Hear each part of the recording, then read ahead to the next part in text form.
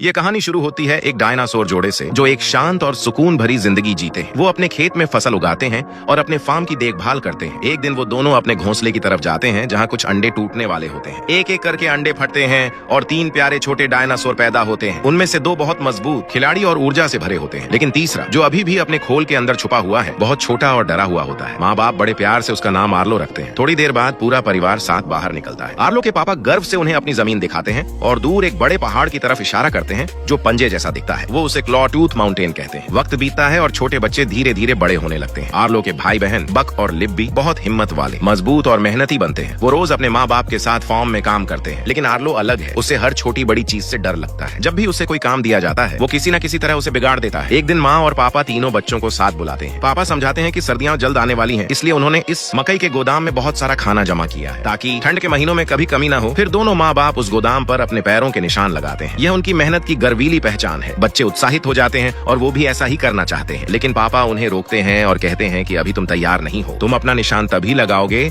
जब कुछ सच में बड़ा काम करोगे, लेकिन घबराओ मत, एक दिन तुम सब अपना निशान जरूर छोड़ोगे। कुछ दिन बाद बक अकेले पूरा खेत साफ कर देता है, सारे पेड़ गिरा देता है। पापा खुशी से भर जाते हैं और उसे गोदाम पर अपना निशान लगाने देते हैं। फिर लिब्बी अकेले खेत जोत देती है और वो भी अपना निशान लगा देती है। अब सिर्फ आर्लो बचा है। उसने अभी तक कोई ऐसा काम नहीं किया जिस पर गर्व किया जा सके और पापा अभी भी उसे निशान नहीं लगाने देते। आर्लो का दिल टूट जाता है। बक उसे चिढ़ाता है और कहता है कि सच मान लो छोटे, तुमसे कुछ नहीं होता। आर्लो जवाब देता है कि ऐसा मत कहो, ये दुखता है, कम से कम मैं कोशिश तो कर रहा हूँ। लेकिन बक उसे मजाक उड़ाता रहता है। पापा बीच में आकर बक को डांटते हैं। आर्लो आंखों में आंसू लेकर धीरे से कहता है कि तुम सब समझते हो मुझसे कुछ नहीं होता ना, लेकिन एक दिन मैं कुछ बड़ा करूंगा और अपना निशान जरूर लगाऊंगा। आर्लो को डर से उबारने के लिए पापा एक तरकीब सोचते हैं। उस रात वो आर्लो को तारों भरे आसमान के नीचे टहलने ले जाते हैं। हवा शांत है, रात खूबसूरत है और सब कुछ जादुई लगता है। पापा कहते हैं कि कभी कभी आर्लो तुम्हें अपने डर का सामना करना पड़ता है, क्योंकि जब तक तुम उससे भागते रहोगे तुम कभी सच में जी नहीं पाओगे। अपने आप पर भरोसा रखो बेटे, कुछ भी नामुमकिन नहीं है। अगली सुबह उन्हें एक चौंकाने वाली बात पता चलती है। उनके गोदाम का खाना किसी ने खा लिया है। पापा घबरा जाते हैं, क्योंकि अगर यही होता रहा तो सर्दियों के लिए कुछ नहीं बचेगा। वो आर्लो की तरफ मुड़ते हैं और कहते हैं कि अगर तुम उस चोर को पकड़ सको जो हमारा खाना चुरा रहा है तो तुम अपना निशान लगा सकते हो। साथ मिलकर वो एक जाल बिछाते हैं, कुछ मकई चारे के तौर पर रखते हैं और चोर का इंतजार करते हैं। पापा समझाते हैं कि जब वो आए तो बस इस लाठी से मार देना, फिर तुम अपना निशान लगा सकते हो। ये सुनकर आर्लो बहुत उत्साहित हो जाता है। पहली बार उसे लगता है कि उसका सपना सच हो सकता है। आर्लो जाल की रखवाली करने लगता है और चोर का इंतजार करता है। तभी झाड़ियों में कुछ सरसराहट होती है। बाहर निकलता है एक छोटा जंगली जीव, एक छोटा इंसानी बच्चा जिसका नाम स्पॉट है, और वो तुरंत जाल में फंस जाता है। आर्लो हैरानी से जम जाता है। यह कोई डरावना राक्षस नहीं था, बस एक छोटा बच्चा था। स्पॉट चिल्लाने और छटपटाने लगता है, जाल से निकलने की कोशिश करता है। आर्लो का दिल तेज धड़कने लगता है, डर छाने लगता है, लेकिन फिर उसे पापा की बात याद आती है। अगर वो इस जीव को मार दे तो वो खुद को साबित कर सकता है। वो लाठी उठाता है, ऊंचा उठाता है, लेकिन उसका दिल उसे रोक देता है। कांपते हुए वो रुक जाता है और इसके बजाय जाल खोल देता है। स्पॉट बाहर कूदता है और जंगल में भाग जाता है। कुछ पल बाद पापा आते हैं, बहुत गुस्से में। वो चिल्लाते हैं कि तुम्हारे हाथ में था और तुमने छोड़ दिया। तुम्हारा डर सब कुछ बर्बाद कर देता है आर्लो। फिर वो कहते हैं कि चलो आज रात हम यह सब खत्म करेंगे। दोनों स्पॉट के कीचड़ भरे पैरों के निशानों को जंगल के अंदर तक पीछा करते हैं, लेकिन अचानक भारी बारिश शुरू हो जाती है जो सारे निशान धो देती है। पापा कहते हैं जल्दी चलो, लेकिन आर्लो हिचकिचाता है, कांपता है और कहता है कि पापा तूफान और भी बुरा हो रहा है, शायद हमें वापस जाना चाहिए। पापा उसकी बात नजरअंदाज करते हैं और गरज चमक के बीच आगे बढ़ते रहते हैं। आसमान गरजता है, बिजली चमकती है और आवाज इतनी जोर की होती है कि आर्लो का दिल सीने में धड़कता है। वो कीचड़ में फिसलता है और उसका पैर मुड़ जाता है। पापा प्लीज घर चलते हैं, वो रोता है। पापा एक पल के लिए रुकते हैं, भारी सांस लेते हुए कहते हैं कि आर्लो, मैं तुम पर सख्त इसलिए हूँ क्योंकि मैं चाहता हूँ कि तुम मजबूत बनो। तुम्हें अपने डर का सामना करना होगा, वरना तुम कभी बढ़ नहीं पाओगे। जैसे ही वो यह बात पूरी करते हैं तूफान अचानक और भयंकर हो जाता है। हवा चीखती है, बारिश मूसलाधार होती है और पलक झपकते ही एक भयंकर बाढ़ पूरी घाटी में बह जाती है। पानी एक गुस्सैल दरिंदे की तरह आता है और सब कुछ तोड़ता हुआ बहाता है। पापा चिल्लाते हैं कि आर्लो ऊपर चढ़ो, जाओ। वो आर्लो को अपनी गर्दन पर उठाते हैं और ऊंची जगह सुरक्षित जमीन पर फेंक देते हैं। आर्लो बड़ी मुश्किल से बचता है, लेकिन जब वो पीछे देखता है पापा नहीं है। तेज धारा उन्हें बहा ले गई है। कुछ दिन बाद फार्म पर जिंदगी और मुश्किल हो जाती है, सिर्फ इसलिए नहीं कि काम दोगुना हो गया है, बल्कि इसलिए भी कि पापा की गर्माहट चली गई है। आर्लो चुपचाप परिवार की मदद करता है, अपनी पूरी कोशिश करता है, लेकिन उसकी आंखों से उदासी कभी नहीं जाती। एक दिन गोदाम में मकई रखते वक्त आर्लो कुछ देखता है। वही जंगली बच्चा स्पॉट फिर से आसपास मंडरा रहा है। उसके दिल में गुस्से की आग भड़क उठती है। वो स्पॉट को हर चीज के लिए दोषी ठहराता है, अपने पापा की मौत के लिए, अपने सारे दर्द के लिए। वो पागलों की तरह उसके पीछे दौड़ता है खेतों में। आखिरकार वो उसे पकड़ लेता है, लेकिन मुठभेड़ के दौरान आर्लो नदी में गिर जाता है। धारा तेज है, लहरें उसे बहुत दूर तक बहाती हैं, जब तक वो एक पत्थर से टकराकर बेहोश नहीं हो जाता। जब आर्लो की आंख खुलती है तो वो खुद को नदी के किनारे अकेला पाता है। अजीब पेड़ों, जंगली आवाजों और घने कोहरे से घिरा हुआ वो पूरी तरह खो गया है। तभी दूर से वो किसी को अपनी तरफ देखते हुए पाता है। वो स्पॉट है। आर्लो अपने बगल में बहती नदी को देखता है और उसे पापा की बात याद आती है। अगर तुम कभी रास्ता भटक जाओ तो नदी के साथ साथ चलो, यह हमेशा तुम्हें घर पहुंचाएगी। जाएगी। तो आर्लो नदी के किनारे किनारे चलने लगता है। कदम दर कदम दिन बीतते जाते हैं। वो थका हुआ, कमजोर और भूखा होता जाता है। आखिरकार वो एक पेड़ देखता है जिस पर चमकदार बेरियां लटकी हैं। वो उन तक पहुंचने के लिए एक पत्थर पर चढ़ता है, लेकिन पत्थर खिसक जाता है और उसका पैर उसके नीचे दब जाता है। वो घंटों खुद को आजाद करने की कोशिश करता है। दिन रात में बदल जाता है और थककर वो वहीं सो जाता है। अगली सुबह आर्लो की आंख खुलती है और वो पाता है कि उसका पैर आजाद है। वो नीचे देखता है और कीचड़ में छोटे छोटे पैरों के निशान देखता है, स्पॉट के निशान। आर्लो अचानक समझ जाता है कि जिस जीव को वो अपना दुश्मन समझता था उसी ने उसे बचाया। पहली बार डर से भागने के बजाय वो उसका सामना करने का फैसला करता है। वो कुछ लकड़ियां और टहनियां इकट्ठी करता है और अपने लिए एक छोटी सी झोपड़ी बनाता है। यह ज्यादा नहीं है लेकिन थोड़ा सुकून देती है। तभी स्पॉट फिर से आता है। इस बार वो अपने मुंह में एक छिपकली लेकर आता है आर्लो के लिए तोहफे में, क्योंकि वो जानता है डायनासोर भूखा होगा। लेकिन आर्लो घिन से पीछे हट जाता है और चिल्लाता है कि नहीं, ये चीज मुझसे दूर रखो। आर्लो शाकाहारी है, मांस खाने की उसे कल्पना भी नहीं हो सकती। स्पॉट एक पल के लिए उलझन में पड़ता है, फिर भाग जाता है। कुछ मिनट बाद वो एक बड़ा सा कीड़ा लेकर वापस आता है। वो उसका सिर काटकर गर्व से आर्लो को पेश करता है। आर्लो डर कर पीछे ठोकर खाता है। स्पॉट को आखिरकार बात समझ आती है। वो फिर भागता है और इस बार बेरियों का एक गुच्छा लेकर आता है, वही बेरियां जो आर्लो ने पहले देखी थी। भूखा और थका हुआ आर्लो शुक्रगुजारी से उन्हें खाता है, फिर और मांगता है। स्पॉट मुस्कुराता है और उसे एक ऊंची पहाड़ी तक ले जाता है जहां एक पूरा पेड़ रसीली बेरियों से भरा है। आर्लो की आंखें खुशी से चमक उठती हैं। वो उसकी तरफ दौड़ता है, लेकिन स्पॉट अचानक उसका रास्ता रोकता है, उसे रोकने की कोशिश करता है। आर्लो उसे नजरअंदाज करता है और जैसे ही वो झुककर एक बेरी उठाने लगता है, ऊपर से एक विशाल सांप गिरता है और सीधे उस पर आ जाता है। आर्लो डर से चीखता है जब सांप वार करने के लिए उठता है, लेकिन उससे पहले स्पॉट बेखौफ होकर उस पर कूद पड़ता है। वो छोटा इंसानी बच्चा काटता है, नोचता है और गुर्राता है और आर्लो की हैरानी से सांप डरकर सरक जाता है। आर्लो अविश्वास से स्पॉट को देखता है। पहली बार उसे एहसास होता है कि यह जंगली बच्चा बस कोई जीव नहीं है, वो एक बहादुर साथी है। थोड़ी देर बाद उन्हें बड़े बड़े सींगों वाला एक विशाल जीव मिलता है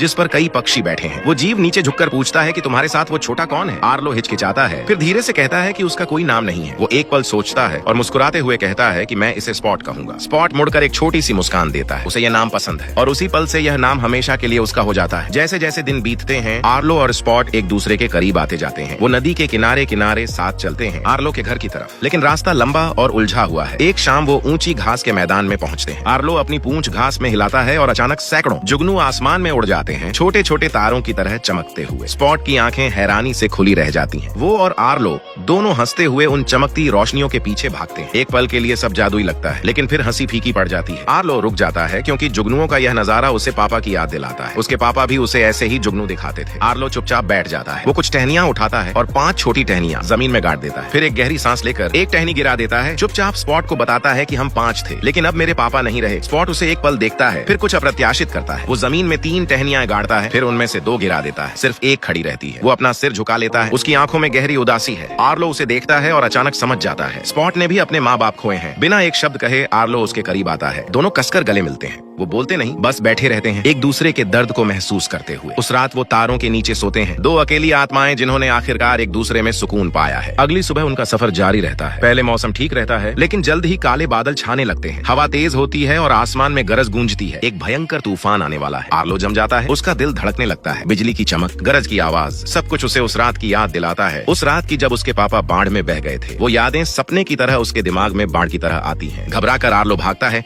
और एक बड़े पेड़ के नीचे छुप जाता है, कांपता हुआ। जब आर्लो की आंखें खुलती हैं, तो वो पाता है कि वो नदी से बहुत दूर आ गया है। कहीं पानी नजर नहीं आता और अब उसे घर का रास्ता बिल्कुल नहीं पता। उसका दिल डूब जाता है और वो धीरे धीरे आगे चलने लगता है, खोया हुआ और थका हुआ। थोड़ी देर बाद उसे कुछ अजीब पक्षियों का झुंड दिखता है जो पास ही चक्कर काट रहा है। उनकी चोंचें तेज हैं, आंखें जंगली हैं, वो खतरनाक लगते हैं। फिर भी आर्लो हिम्मत जुटाकर पूछता है कि माफ करना, क्या तुम मुझे बता सकते हो नदी किस तरफ है? मुझे घर जाना है। पक्षी एक दूसरे को देखते हैं और झूठ बोलते हैं कि हम तूफान में घायल जानवरों की मदद कर रहे हैं, तुम भी मदद करो। आर्लो ध्यान से कीचड़ में फंसी एक छोटी लोमड़ी को बाहर निकालता है, लेकिन अगले ही पल पक्षी उस पर टूट पड़ते हैं और उसे जिंदा खा जाते हैं। भयभीत आर्लो पीछे हट जाता है। पक्षी उसकी तरफ मुड़कर मुस्कुराते हैं और पूछने लगते हैं कि तुम्हारे साथ वो छोटा लड़का कहाँ है? आर्लो घबराकर भागता है। उनका नेता एक विशाल और भयंकर पक्षी पंख फैलाकर उसके पीछे उड़ता है। आर्लो स्पॉट को उठाकर अपनी पीठ पर बैठाता है और जितनी तेजी से हो सके भागता है, ऊंची घास को रौंदते हुए। तभी 2 विशाल डायनासोर अचानक सामने आते हैं। वो बहुत बड़े और डरावने हैं, लेकिन हैरानी की बात वो दोस्ताना है। उड़ते हुए शिकारी झपटते हैं, लेकिन विशाल डायनासोर और आगे बढ़कर उन्हें खदेड़ देते हैं और आर्लो और स्पॉट को बचा लेते हैं। थोड़ी देर बाद एक तीसरा डायनासोर आता है और भी बड़ा, मजबूत और बुजुर्ग। वो उनके पापा हैं, एक विशाल दाग वाले टीरेक्स जिनका नाम बुच है। उनकी गहरी आवाज हवा में गूंजती है। वो कहते हैं कि तुम्हें यहाँ अकेले नहीं घूमना चाहिए बेटे, ये जमीन खतरों से भरी। आर्लो घबराते हुए बताता है कि मैं यहाँ आना नहीं चाहता था, बस क्लॉटूथ माउंटेन के पास नदी ढूंढने की कोशिश कर रहा हूँ। क्या आप बता सकते हैं किस तरफ है?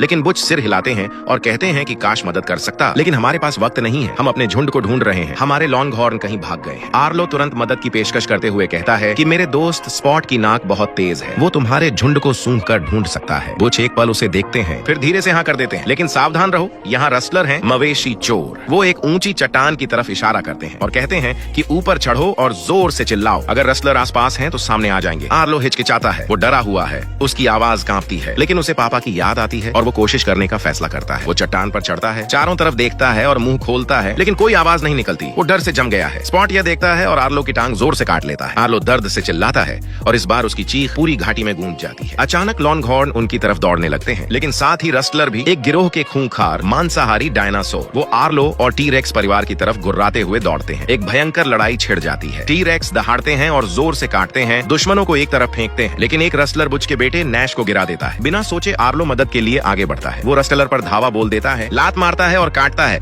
जब तक चोर डरकर दूर नहीं भाग जाते। लड़ाई खत्म हो जाती है, झुंड सुरक्षित है। आर्लो हांफता हुआ वहां खड़ा है, लेकिन गर्व से भरा हुआ। पहली बार अपनी जिंदगी में उसने पलटकर वार किया और जीता। उस रात वो सब तारों के नीचे एक गर्म आग के पास बैठते हैं। रोशनी उनके चेहरों पर टिमटिमाती है। आर्लो पूछता है कि आपके चेहरे और टांगों पर यह निशान कैसे आए? बुच आग में देखते हैं और जवाब देते हैं कि एक बार मगरमच्छों का झुंड हमारे पीछे पड़ा, मेरा चेहरा काटा, मुझे पानी के नीचे खींचने की कोशिश की, लेकिन मैंने हार नहीं मानी, लड़ा और जीत गया। आर्लो ध्यान से सुनता है और धीरे से कहता है कि मेरे पापा भी बहादुर थे, उन्हें कभी किसी से डर नहीं लगता था। बुच एक गहरी हंसी हंसते हैं और कहते हैं कि बेटे, हर कोई डरता है, डर तो कुदरत का हिस्सा है। असली बात यह है कि इसे अपने ऊपर हावी मत होने दो, उसे महसूस करो, लेकिन उसे अपनी सवारी मत करने दो। वो आर्लो के करीब आते हैं और कहते हैं कि जब तुम दर्द का सामना करना और खतरे से लड़ना सीख लेते हो, तभी तुम सच में मजबूत बनते हो। फिर वो आर्लो को प्यार से देखते हैं और कहते हैं कि कल हम दक्षिण की तरफ जा रहे हैं, हम तुम्हें जितना हो सके घर के करीब ले जाएंगे। आर्लो हल्की सी मुस्कान के साथ कुछ महसूस करता है जो उसने बहुत दिनों से नहीं महसूस किया था, उम्मीद। वो सब मिलकर विशाल मैदानों को पार करते हुए दक्षिण की तरफ चलते हैं। दूर से आर्लो उसे देखता है, भव्य क्लॉटूथ माउंटेन, वही पहाड़ जो नदी की रखवाली करता है, जो आखिरकार उसे घर ले जाएगी। उसकी आंखें उम्मीद से चमक उठती हैं। घर इतने करीब था कि वो उसे लगभग महसूस कर सकता था। टी-रेक्स परिवार मुस्कुराकर कहता है कि बेटे, यहाँ तक साथ आ सकते थे, बस उस तरफ जाओ और घर पहुंच जाओगे। फिर स्पॉट को पीठ पर बैठाकर वो पहाड़ की तरफ दौड़ता है, हंसता और दहाड़ता हुआ खुशी से। लेकिन अचानक एक अजीब आवाज आती है, एक जानी पहचानी गुर्राहट जैसी स्पॉट करता है। वो मुड़कर देखते हैं तो पास में एक जंगली इंसान खड़ा है और उन्हें देख रहा है। स्पॉट सिर झुकाकर उत्सुकता से उस आदमी को देखता है। आर्लो कुछ कदम आगे बढ़ता है, स्पॉट अभी भी उसकी पीठ पर है। तभी अचानक आसमान अंधेरा हो जाता है। वही मांसाहारी पक्षी वापस आ गए हैं। इससे पहले कि आर्लो कुछ कर सके, वो नीचे झपटते हैं, स्पॉट को पकड़ते हैं और आसमान में उड़ जाते हैं। नहीं, आर्लो चिल्लाता है और उसे बचाने के लिए दौड़ता है, लेकिन बेलें उसकी टांगों के चारों तरफ लिपट जाती हैं और उसे जमीन पर खींच लेती हैं। थका हुआ और उम्मीद खोकर आर्लो जमीन पर गिर पड़ता है और तब कोहरे के बीच से वो अपने पापा को देखता है। पापा उसकी तरफ शांत और मजबूत कदमों से चलते आते हैं और प्यार से बेलों से आजाद करते हैं। पापा, आप यहाँ हैं। आर्लो फुसफुसाता है, मुझे पता था आप वापस आएंगे। लेकिन फिर वो कुछ देखता है, नीचे कीचड़ में उसके अपने पैरों के निशान हैं, लेकिन पापा के नहीं। आर्लो की आंखें आंसुओं से भर जाती हैं। उसे एहसास होता है कि यह सच नहीं है। उसके दिमाग में पापा की आवाज धीरे से गूंजती है, स्पॉट ने एक बार तुम्हारी जान बचाई थी बेटे, अब तुम्हारी बारी है,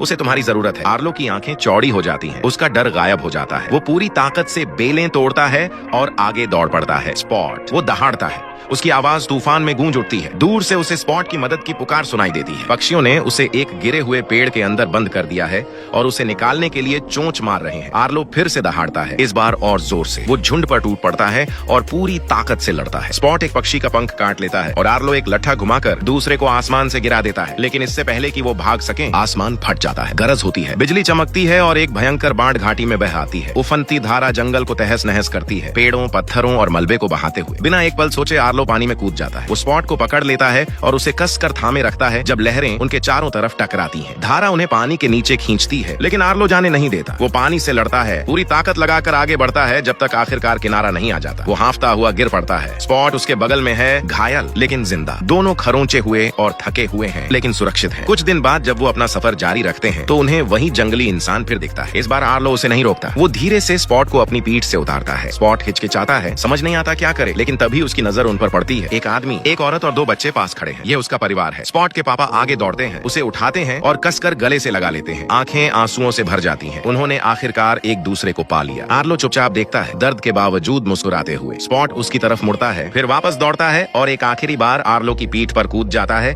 जैसे कह रहा हो कि मैं तुम्हें छोड़ना नहीं चाहता। आर्लो हल्की सी मुस्कान के साथ कहता है कि नहीं स्पॉट, यही तुम्हारी जगह है, अपने लोगों के साथ। तुम प्यार और परिवार के हकदार हो। स्पॉट उसे टकटकी लगाकर देखता है, दोनों गले लगते हैं और स्पॉट जंगल में गायब होने से पहले एक आखिरी बार पीछे मुड़कर देखता है। अब आर्लो फिर से अकेला है, लेकिन इस बार वो डरा हुआ नहीं है। वो मजबूत है, बहादुर है और आखिरकार वही बन गया है जो उसके पापा चाहते थे। सूरज उगते वक्त वो नदी के किनारे किनारे घर की तरफ चलता है और तब वो देखता है उसका फार्म, उसकी माँ, उसका भाई और बहन उसकी तरफ दौड़ते हुए। उसके चेहरे पर आंसू बह आते हैं, लेकिन यह दुख के आंसू नहीं है, ये खुशी के आंसू हैं। वो सब कसकर गले मिलते हैं, एक परिवार फिर से एक साथ। और आखिर में आर्लो मकई के गोदाम तक जाता है और गर्व से अपना पैर का निशान उस पर लगाता है। और इस तरह द गुड डायनासोर ने हमें यह सिखाया कि हिम्मत डर का न होना नहीं है, हिम्मत तो डर के बावजूद आगे बढ़ते रहने का नाम है।